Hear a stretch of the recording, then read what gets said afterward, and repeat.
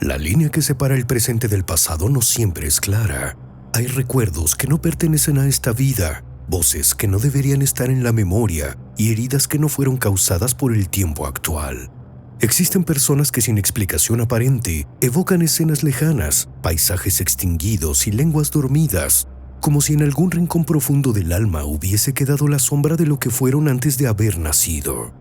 La regresión a vidas pasadas no se presenta como una invención moderna. Es una técnica que pretende penetrar los niveles más profundos de la mente, utilizando la hipnosis como herramienta para abrir puertas selladas por el tiempo. En estos estados alterados de conciencia, hay quienes relatan episodios detallados con precisión asombrosa, nombres de aldeas desaparecidas, rituales olvidados o tragedias que no figuran en los libros y que sin embargo resonaron de alguna forma en su cuerpo y espíritu.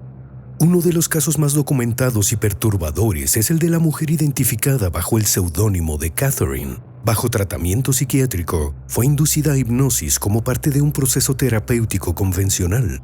Sin embargo, lo que emergió de su mente no fueron recuerdos reprimidos de la infancia, sino escenas de otra época.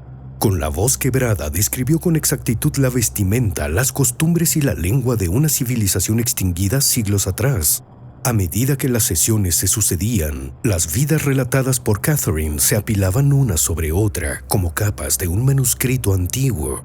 Ninguna de sus descripciones podía explicarse por medios normales. No había registros de que hubiese viajado, leído o escuchado sobre estos detalles, y aún así, los nombres que mencionaba y las fechas que afirmaba coincidían con documentos históricos reales, algunos de acceso restringido incluso para estudiosos del tema.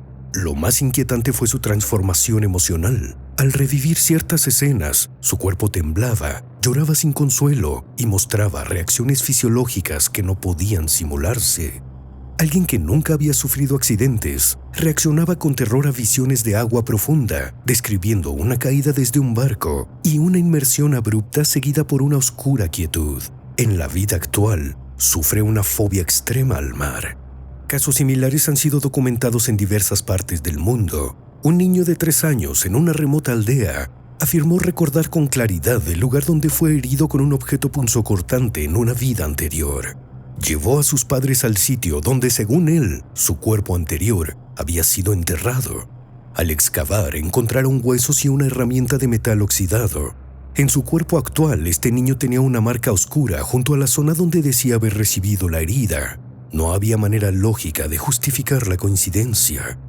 Estas marcas corporales han sido objeto de estudio por investigadores que han recopilado cientos de casos en distintas culturas. Marcas de nacimiento, deformidades inexplicables, cicatrices sin causa aparente. Muchos de estos signos físicos coinciden con el tipo de heridas descritas durante las regresiones. El fenómeno ha sido observado con frecuencia en zonas rurales de Asia y África, donde las creencias en la reencarnación son más comunes, pero también ha emergido en Occidente, desafiando tanto a la medicina como a la lógica. Otro elemento que ha inquietado a los estudiosos es la aparición espontánea de lenguas muertas o dialectos arcaicos durante los estados de regresión. Individuos sin educación formal han hablado en idiomas que no figuran en su entorno cotidiano. Un joven británico bajo hipnosis pronunció fragmentos coherentes en egipcio medio, una lengua que ni siquiera algunos arqueólogos dominan del todo. Su pronunciación y sintaxis fueron verificadas por lingüistas independientes. No existía en su historia personal ninguna conexión con esta cultura. Para algunos, todo esto no es más que un mecanismo de defensa del cerebro. La criptopnesia, por ejemplo, plantea que el individuo recuerda algo que vio u oyó sin darse cuenta y lo manifiesta como una experiencia original.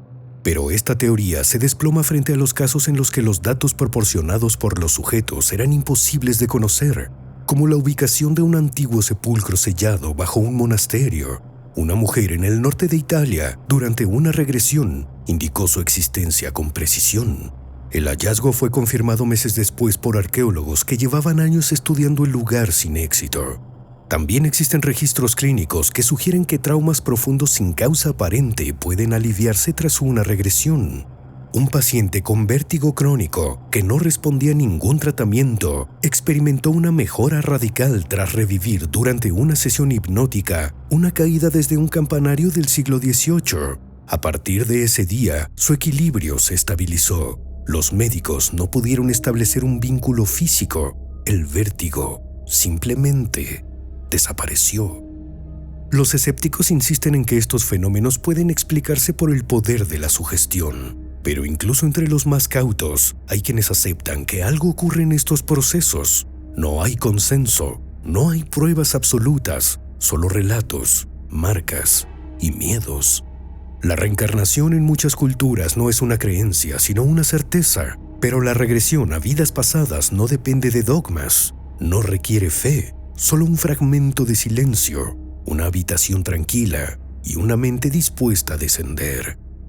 Quienes han vivido una regresión profunda hablan de una sensación peculiar. No se trata de una película o imaginar una historia. Lo que sienten es pertenencia, como si al revivir estas escenas, un pedazo dormido de su identidad se encendiera, como si el pasado hubiese estado ahí, aguardando el momento de ser recordado. El temor se hace presente no por lo que se ve, sino por lo que se reconoce. Hay quienes han vivido eventos desgarradores donde sus propias manos causaron daño. Otros se han visto aislados, perseguidos, encerrados entre muros fríos. No todos los recuerdos son placenteros. Algunos dejan cicatrices que tardan en cerrar, pero incluso entre el horror hay quienes encuentran respuestas, no redención, sino comprensión. Este tipo de exploración no es un juego, no es un entretenimiento ni distracción. Es un descenso, una búsqueda en las ruinas de uno mismo, donde las vidas anteriores no están enterradas, sino solo suspendidas, esperando que el hilo que las une vuelva a tensarse.